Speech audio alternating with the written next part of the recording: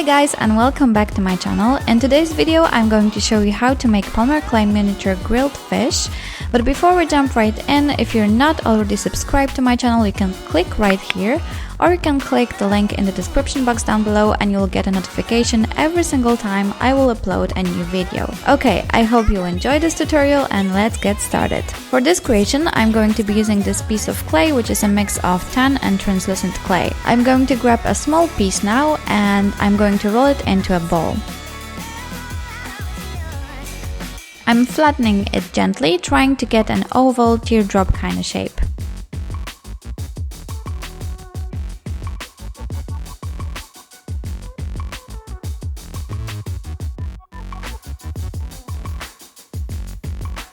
Moving on, I'm using the X-Acto knife to cut out gills, and as you can see, I'm gently pushing this piece outwards.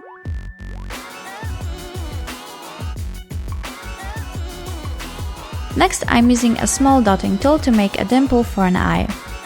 Here I'm using my precise knife to create the mouth, and then I'm using my dotting tool to give my fish head slightly more dimension.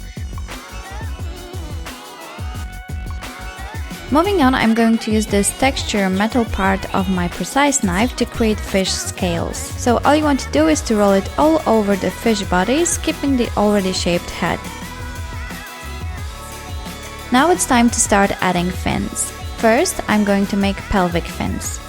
So, as you can see, I'm taking a small piece of clay and I'm rolling it out with my needle tool, trying to get as thin sheet as possible. Next, I'm attaching these two pieces below the head, and using my X-Acto knife, I'm texturing them ever so slightly by making shallow cuts all over the surface.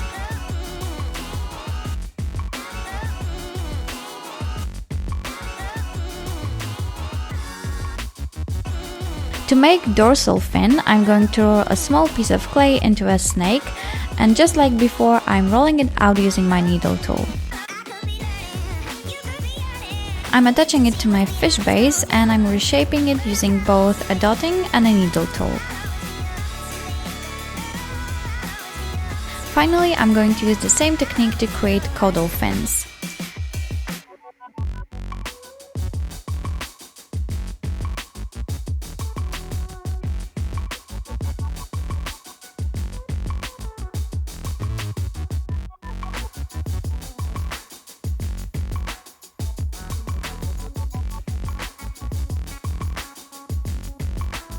Lastly, I'm going to use my X-Acto knife to make a few vertical cuts, and my fish is almost ready for baking.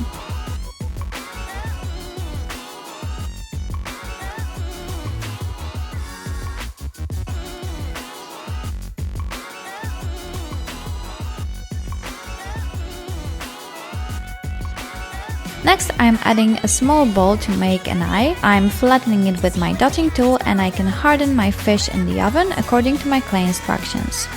While my fish is cooling off after baking, I'm going to grab my acrylic paints and small brushes. After your creation cools down completely, you can start shading it using acrylic paints. I'm going to use a tiny bit of paint mixed with a lot of water, as I prefer to create a few thin layers when it comes to acrylic paints and polymer clay. I feel that it gives me more control and I can always go back and add more paint if I need to. And if you're working with thick paint and thick layers, it's very difficult to create subtle color transitions. Okay, so as you can see, I'm using brown color on the upper half of my fish and orange on the lower half. And remember to wait until paint dries completely before adding next layer.